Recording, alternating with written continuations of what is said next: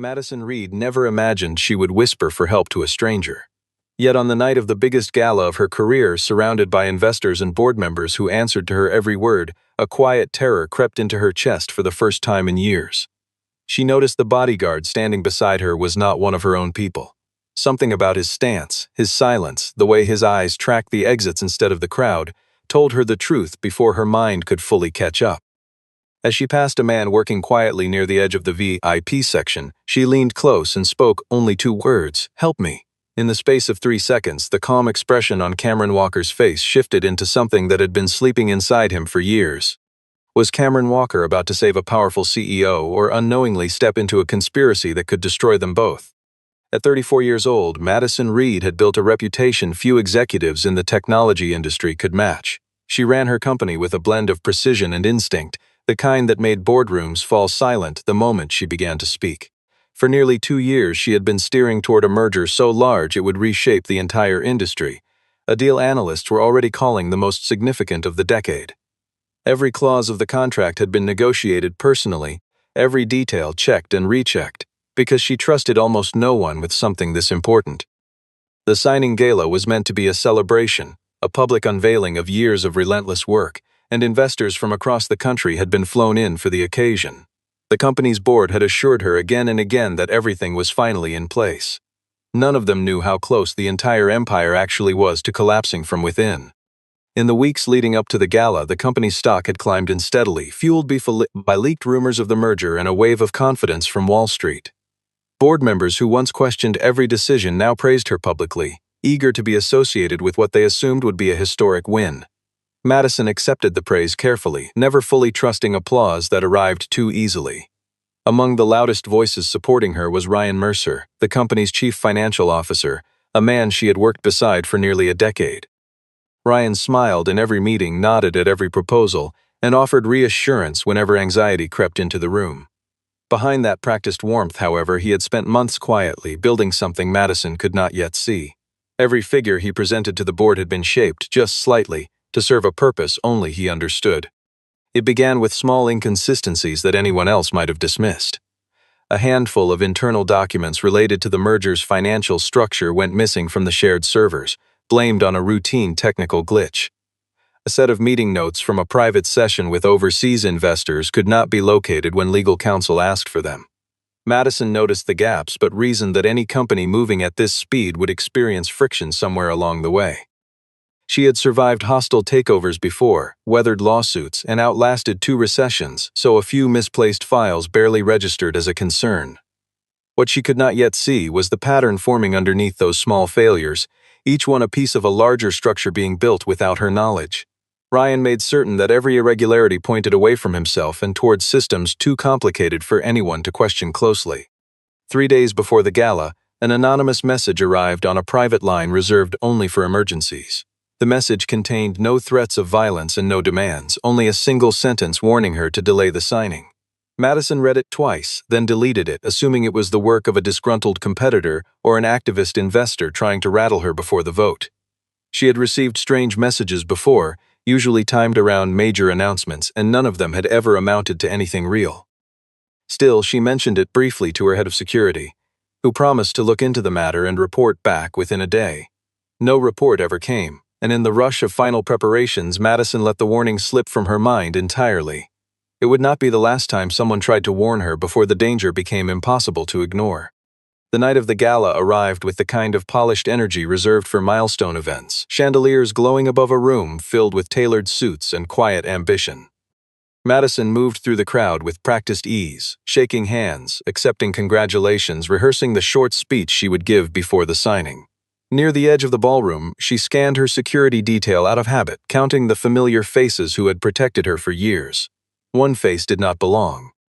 He stood near the service entrance, dressed correctly, posture rigid in the right way, yet something about his eyes felt wrong, scanning the room with a purpose that had nothing to do with protecting her. Madison's pulse quickened as she realized, for the first time that night, that the danger she had dismissed might have already arrived inside the building. Cameron Walker had taken the night shift at the hotel for nearly 3 years, and in that time he had perfected the art of becoming invisible. As night manager, he oversaw everything from staffing schedules to emergency protocols, a role that suited a man who preferred order over attention. He avoided conflict whenever possible, deflecting arguments from difficult guests with a calm voice and a practiced smile that revealed nothing underneath. Most of his coworkers assumed his quiet confidence came from years of hospitality experience, never suspecting it had been forged somewhere far more dangerous. Cameron liked it that way, because the life he had left behind was not one he wanted anyone to ask about. He had built a small, steady world for himself and his daughter, and he intended to keep it that way, no matter what walked through the lobby doors. The gala filling his hotel that evening was larger than most events the building hosted, with security teams from multiple companies moving through hallways that were usually reserved for staff. Cameron noticed details most people overlooked, a habit he had never managed to switch off completely. A van parked too long near the loading dock without unloading anything. Two men near the kitchen entrance who never touched their drinks and never stopped watching the main floor. A woman near the elevators adjusting an earpiece that did not match standard event communication gear. None of it was conclusive on its own, but together the pieces formed a shape Cameron recognized instantly, the shape of a setup designed to look like nothing at all. Madison felt the unfamiliar guard's eyes on her long before she understood why it frightened her. When she excused herself toward the restrooms near the VIP lounge, he followed at a distance just close enough to control her movement without seeming obvious. Near the corridor leading away from the main floor, another man stepped into her path, smiling the kind of smile meant to look like simple courtesy. He suggested, in a tone too firm for a stranger, that she should step outside for fresh air before her speech. Madison's instincts, sharpened by years of negotiating with people who hid intentions behind pleasant words, told her this was not an invitation she could refuse politely. As she turned to find an excuse, her eyes landed on a hotel employee standing near a service cart, someone whose calm presence felt different from everyone else around her. Without fully deciding to do it, she walked toward him and let two words slip from her lips. Quiet enough that only he could hear. Cameron heard those two words the way a soldier hears a flare in the dark, a signal that bypassed thought and went straight into instinct. Years of training he had tried to bury rose to the surface in an instant, sharpening his vision, slowing his breathing, narrowing his focus onto everything around Madison Reed. He recognized the posture of the man trailing her, the kind of stillness that came from discipline rather than nerves, the mark of someone trained for far more than standing guard. In the time it took most people to finish a sentence, Cameron had already mapped 3 possible escape routes through the building. He understood, with absolute certainty, that walking away from this moment was no longer an option his conscience would allow. The life he had worked so hard to keep simple was about to collide with the one he thought he had left behind for good. He stepped toward Madison, offered a polite, practiced smile to anyone watching, and quietly told her to follow him as if she were simply being shown to another room. Within seconds, Cameron had assessed the scene with the precision of someone who had once been trained to read a room full of threats before they fully formed. He noted that the man trailing Madison kept one hand near his jacket in a position meant to look relaxed but ready. He clocked the second man blocking the corridor as muscle without finesse, someone meant to intimidate rather than execute anything delicate. The woman near the elevators adjusted her earpiece again, confirming she was relaying Madison's position to someone unseen. None of them carried themselves like hotel security or private contractors hired through legitimate channels. Their formation suggested a coordinated operation, not a simple disgruntled employee or a jealous rival trying to make a scene. Cameron understood immediately that whoever orchestrated this had resources, patience, and a plan extending far beyond a single gala night. He guided Madison through a door marked for staff only, moving with the unhurried confidence of someone who belonged exactly where he was. To anyone watching from a distance, it looked like nothing more than an employee escorting a guest who needed a quiet moment away from the noise. Inside the narrow hallway, Cameron borrowed a spare uniform jacket from a laundry cart and handed it to Madison without explanation, instructing her to put it on over her dress. She hesitated only a moment before complying, some instinct telling her that questioning him now would cost time she did not have. Cameron radioed a colleague using hotel terminology that sounded routine to anyone listening in, quietly rerouting 2 other staff members to create movement and confusion near the ballroom entrance. He never raised his voice, never reached for anything resembling a weapon, relying instead on misdirection and timing honed long before he ever wore a hotel uniform. Madison watched him work and felt something close to disbelief, as if she had stumbled into a version of safety she did not know existed inside ordinary people. They moved through service corridors lit by humming fluorescent panels, Cameron checking each turn before allowing Madison to follow. He kept a measured pace, neither rushing nor lingering, aware that panic would draw exactly the kind of attention they needed to avoid. Madison asked quietly who was doing this to her, and Cameron answered honestly that he did not yet know, though the coordination suggested someone with serious resources. She studied his face for a flicker of fear and found none, only the steady calculation of someone working through a problem methodically. By the time they reached a service elevator near the kitchen, Madison had stopped second-guessing her decision to trust him completely. Cameron pressed the call button, glanced once more down the corridor behind them, and allowed himself a small breath of relief that quickly proved premature. Back in the ballroom, the man assigned to watch Madison realized, with a cold jolt of alarm, that his target had vanished without a trace. Connor Hayes received the news through a single curt message relayed from his earpiece, and his jaw tightened at the implication behind it. A former mercenary with experience spanning multiple conflicts and private contracts most people never heard about, Connor did not tolerate failure quietly. He ordered every exit sealed immediately, instructing his team to treat the hotel as a contained perimeter rather than an open building. Within minutes, men positioned near the main entrance, the parking structure, and the loading dock began tightening their formation, watching faces with renewed intensity. Connor moved through the crowd himself, scanning for any sign of Madison Reed or the man who had apparently helped her disappear. He understood that whoever had intervened was not simply a lucky bystander, because no ordinary employee would have managed to vanish with a target this cleanly. Somewhere inside this building, an unknown variable had entered his carefully planned operation, and Connor intended to find out exactly who that variable was. Cameron led Madison through a maintenance corridor connecting the kitchen to the hotel's lower utility levels, a route few employees ever bothered to memorize. He explained, in clipped sentences, that the men hunting her had likely already locked down the main exits, which meant moving upward or outward through normal channels was no longer safe. Madison's heels echoed against the concrete floor until Cameron quietly suggested she remove them, and she did so without complaint, gripping them in one hand as they walked. Somewhere above them, muffled voices and footsteps suggested the search had intensified. Men moving with purpose through hallways meant only for staff. Cameron paused at a junction, listening carefully before choosing a direction, his expression unreadable to anyone who did not know what calculation looked like on his face. Madison realized, with a strange mixture of fear and clarity, that she trusted this stranger more in the last 10 minutes than she trusted most people she had known for years. Whatever this was, she understood now it had nothing to do with random chance, and everything to do with someone who wanted her gone before tonight ended. They reached a heavy door leading toward the building's lower mechanical level, where generators and water systems hummed steadily in the dim light. Cameron tested the handle and found it unlocked, ushering Madison through quickly before sealing it behind them as quietly as the old hinges allowed. The space smelled of metal and dust, lined with pipes and humming machinery that masked the sound of their footsteps from anyone above. Madison watched Cameron study the room with the same quiet focus he had used upstairs, clearly searching for another way out rather than simply hiding. He admitted in a low voice that this particular maintenance level had limited exits, which meant they would need to move carefully and quickly.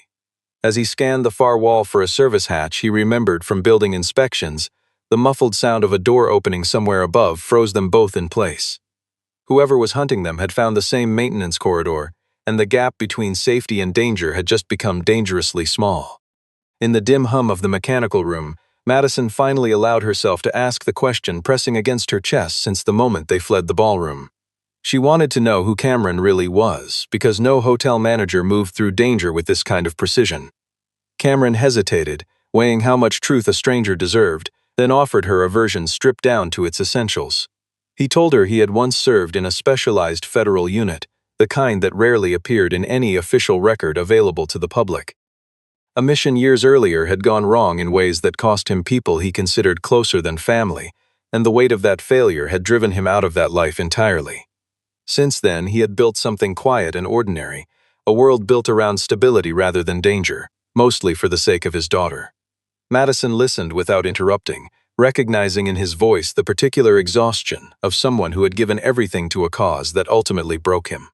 Madison studied him in the half-light, struck by how different his honesty felt compared to the careful performances she encountered daily in boardrooms. Every man she had ever worked with seemed to want something from her, whether admiration, advancement, or simple proximity to power. Cameron wanted none of that, and the realization settled over her with unexpected weight. She found herself speaking more freely than she had in years, admitting how isolating it felt to run a company where loyalty often masked ambition. Cameron listened carefully, occasionally glancing toward the door, never losing awareness of their surroundings even as the conversation deepened. He told her gently that the kind of fear she described, fear of who to trust, was a feeling he understood better than most people ever would. As their conversation wound down, Cameron's mind kept circling back to one unsettling detail buried in everything Madison had shared about the company's recent troubles. He asked her, carefully, who had access to the merger documents that had mysteriously disappeared in the weeks before tonight. Madison listed the names without hesitation: lawyers, board members, a small circle of executives including her trusted chief financial officer. Cameron's expression shifted slightly, the way it did when a piece of a puzzle clicked into place faster than expected. He explained that the operation hunting her tonight required planning, funding, and inside knowledge of her schedule that no outsider could easily obtain. Someone close to her, someone with detailed access to her movements and her company's inner workings, had likely been feeding information to whoever orchestrated this attack. Madison's face paled as she began running through the people she trusted most, searching for any sign she might have missed. Somewhere inside her own organization, a betrayal had been quietly taking shape long before tonight's danger ever reached her. Ryan Mercer had spent 10 years building an image of unwavering loyalty, the kind of reputation that made betrayal almost unthinkable to anyone who knew him casually. Behind closed doors, however, he had grown resentful of watching Madison receive credit for successes he believed were built on his financial strategies. The merger that promised to define her legacy also threatened to dilute his influence permanently, restructuring power in ways that left him increasingly irrelevant. Quietly, over many months, Ryan had cultivated a relationship with Connor Hayes, a man whose particular skills made certain problems disappear without leaving obvious fingerprints. Together they designed a plan meant to remove Madison from the equation just long enough to manipulate the merger vote in Ryan's favor.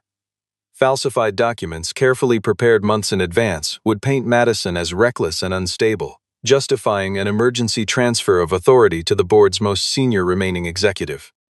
Every piece had been arranged with the patience of a man who believed he had outsmarted everyone around him.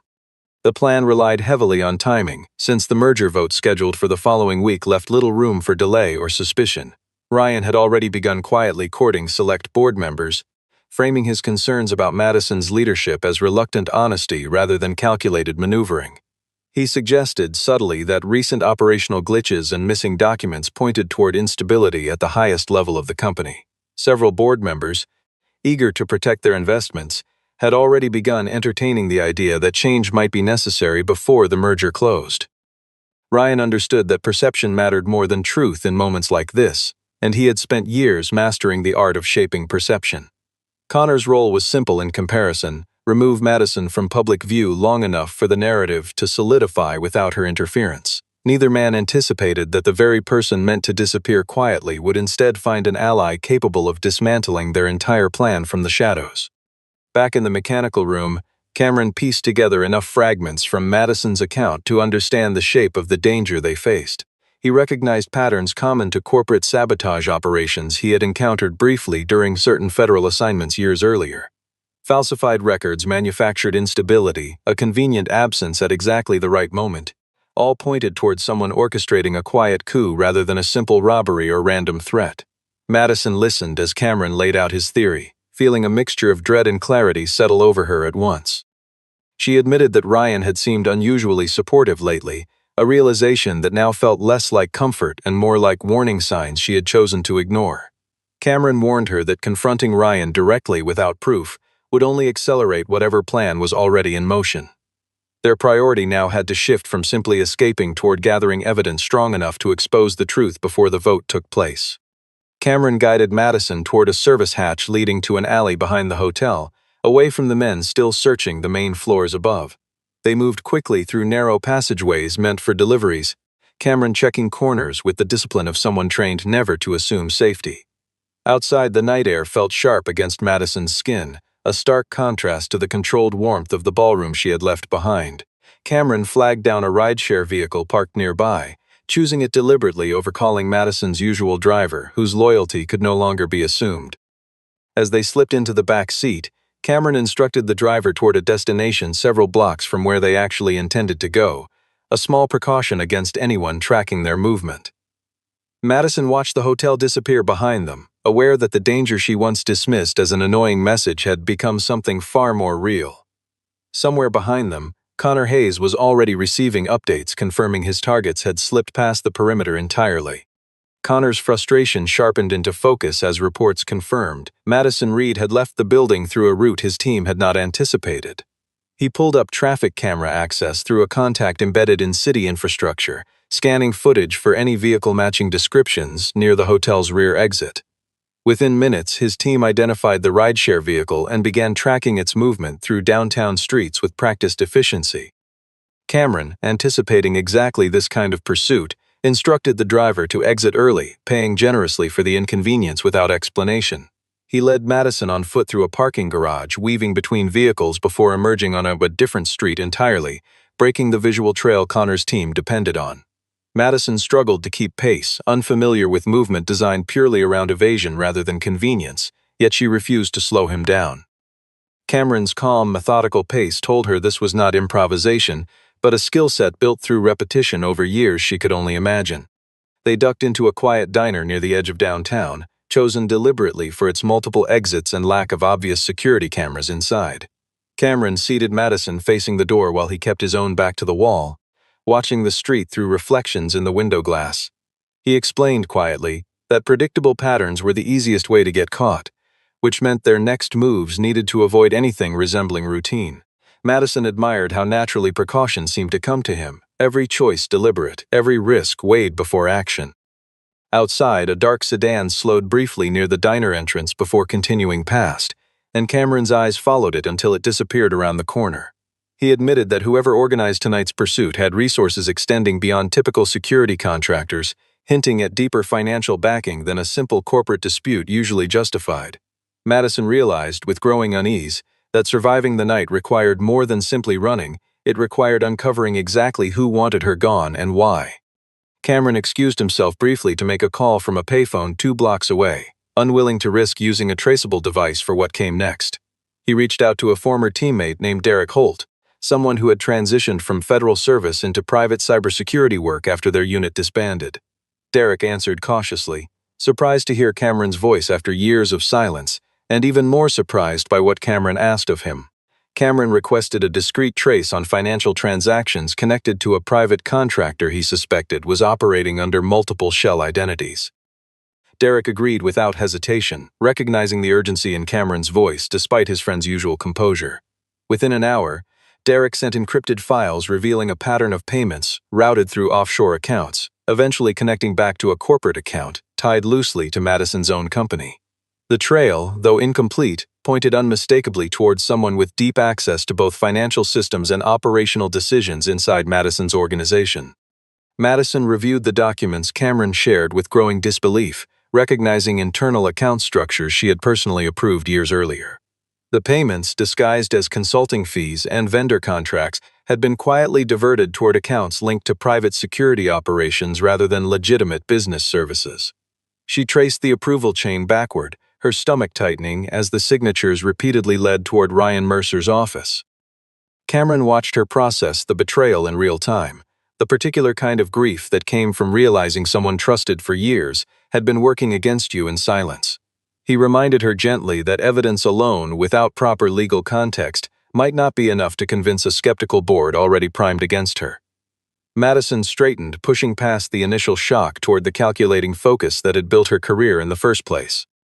They needed more than financial records. They needed proof strong enough to dismantle Ryan's credibility entirely before the merger vote sealed his victory. As the night deepened, Connor adjusted his strategy, recognizing that a direct chase through public streets risked drawing unwanted attention from law enforcement. He redirected his team toward known associates and patterns connected to Madison's personal life, hoping to predict where she might seek shelter. A tracking device hidden inside Madison's own phone, planted weeks earlier during a routine maintenance visit arranged by Ryan, finally pinged a location near the diner. Connor's men converged quickly, moving with the practiced silence of professionals rather than the obvious aggression of street criminals. Cameron noticed the shift in atmosphere outside the diner before Madison did, instinct flagging movement that did not belong to ordinary pedestrian traffic. He guided her calmly toward the kitchen exit, instructing the staff inside with a tone authoritative enough to avoid questions. By the time Connor's team breached the front entrance, their targets had already vanished into the maze of alleys behind the building. The chase that followed pushed Cameron's old instincts fully back into motion, every movement calculated with the precision of someone who had once trained for exactly this kind of pursuit. He led Madison through narrow passageways, doubling back twice to confuse anyone attempting to track their path visually. At one point, two of Connor's men nearly intercepted them near a loading dock, only narrowly avoided when Cameron pulled Madison behind a stack of delivery crates seconds before they passed. Madison's heart pounded violently, yet she found herself trusting his timing completely, recognizing that panic would only slow them both down. Cameron's breathing remained steady throughout, his focus entirely on reading the environment several steps ahead of where they currently stood. They eventually reached an underground parking structure, where Cameron located an older vehicle he recognized as belonging to a maintenance worker he had once helped during his time at the hotel. Without hesitation, he convinced the man to lend them the car temporarily, offering enough cash to ease any hesitation about the unusual request. Connor, increasingly aware that his team continued losing ground against an opponent who moved with unexpected discipline, requested additional support from Ryan directly. Ryan, growing anxious as the night stretched longer than planned, pressed Connor for results, reminding him how little time remained before the merger vote. Connor assured him the situation remained contained, though privately he began questioning whether the man helping Madison read was simply lucky or something far more dangerous. He pulled facial recognition data from hotel security footage recovered earlier in the night, running it through private databases his organization maintained for situations exactly like this. The search returned a heavily redacted file, most details blacked out except for a name buried deep within old federal records. Cameron Walker. Connor stared at the screen for a long moment, recognizing immediately that this was not a man who had simply stumbled into Madison's path by accident. Cameron drove carefully through quieter streets, avoiding main roads where traffic cameras and patrol patterns made movement predictable. Madison sat beside him in silence for several minutes, processing everything that had unfolded since the moment she whispered those two words at the gala. She finally asked whether he regretted helping her, given how dramatically it had disrupted whatever quiet life he had built for himself. Cameron considered the question honestly before answering that some things mattered more than comfort, and watching someone get hurt by people she trusted was one of them. Madison studied his profile in the dim light from passing street lamps, recognizing the particular weight carried by someone who measured his choices against past failures he could never undo. She realized, with quiet certainty, that whatever Cameron had lost in his previous life had shaped him into exactly the kind of person capable of saving hers tonight.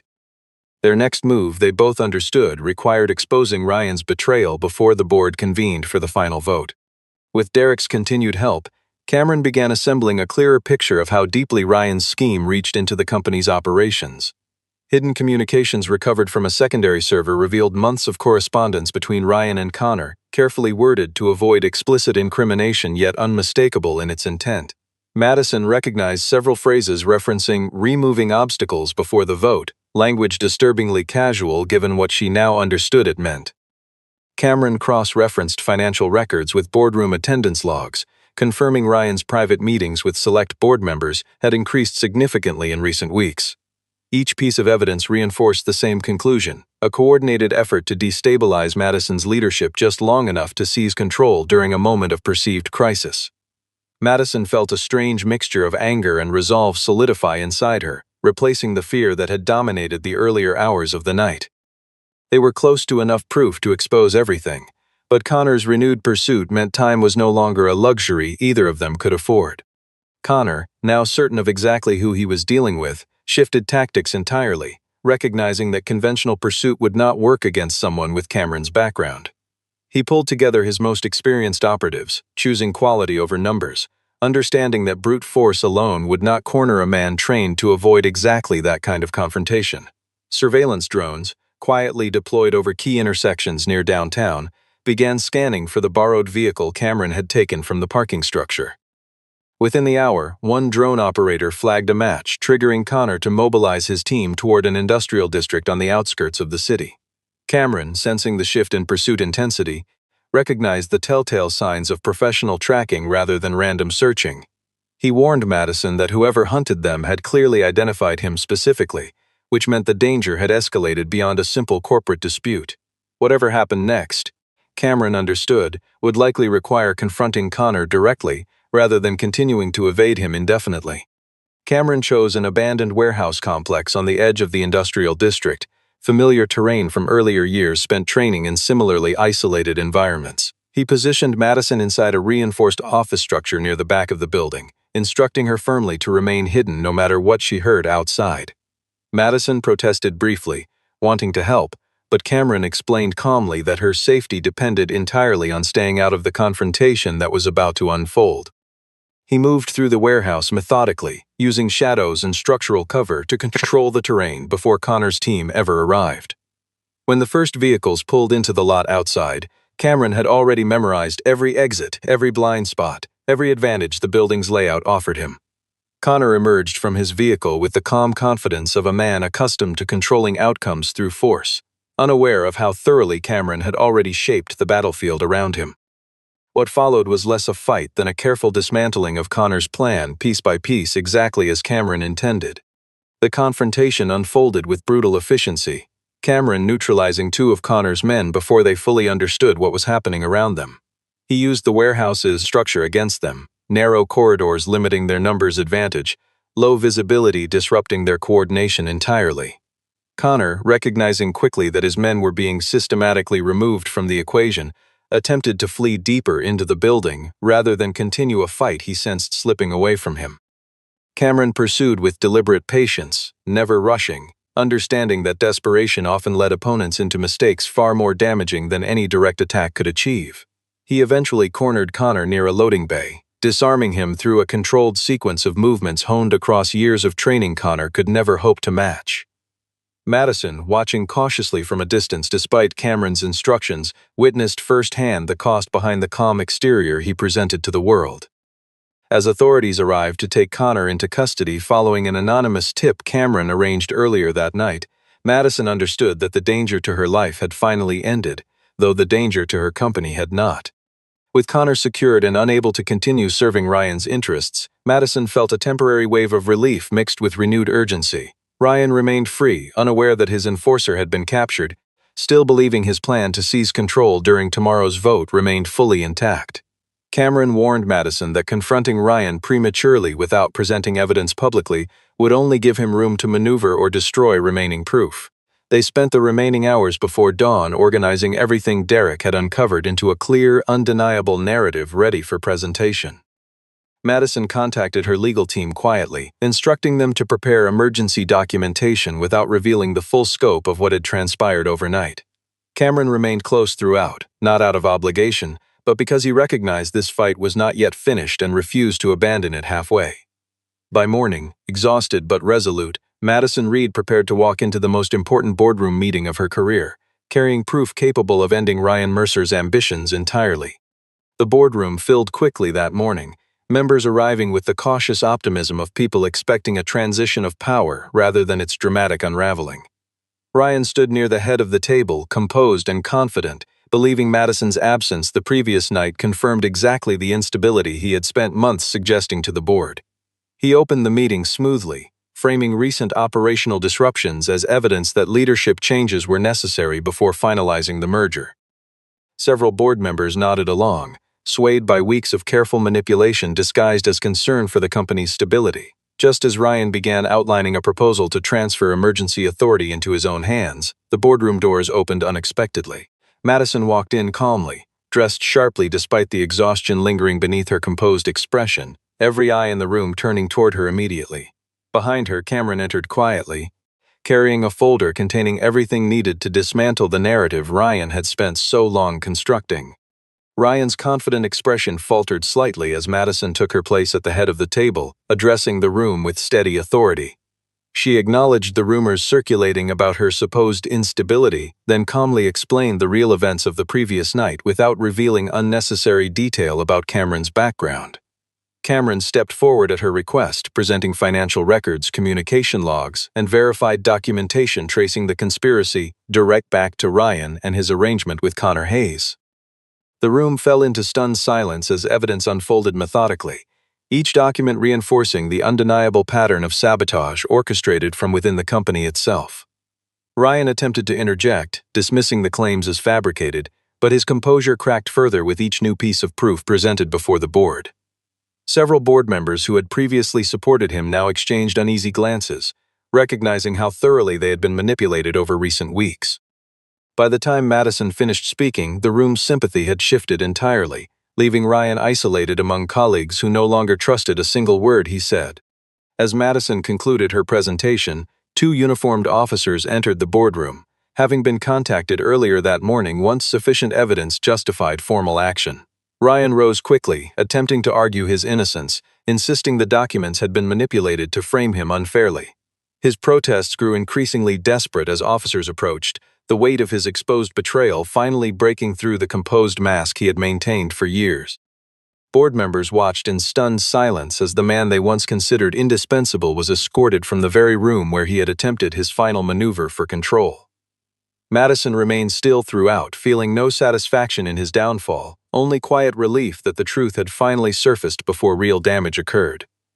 Cameron stood slightly behind her, watching the scene unfold with the same calm detachment he carried into every dangerous situation, though something in his expression suggested genuine relief as well.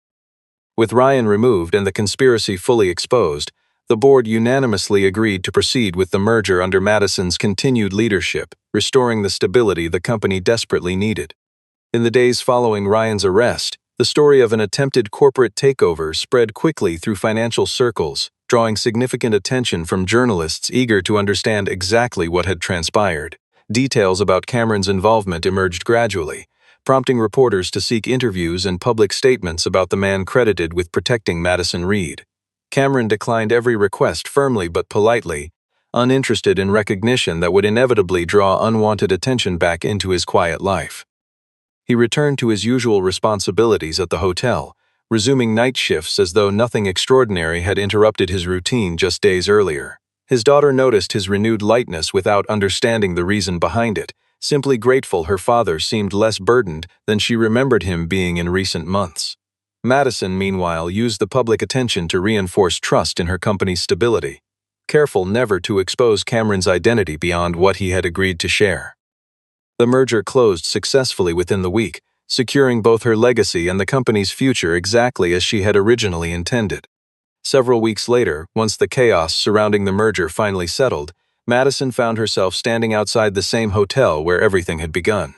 She had debated reaching out sooner, uncertain whether gratitude alone justified intruding further into Cameron's carefully guarded privacy.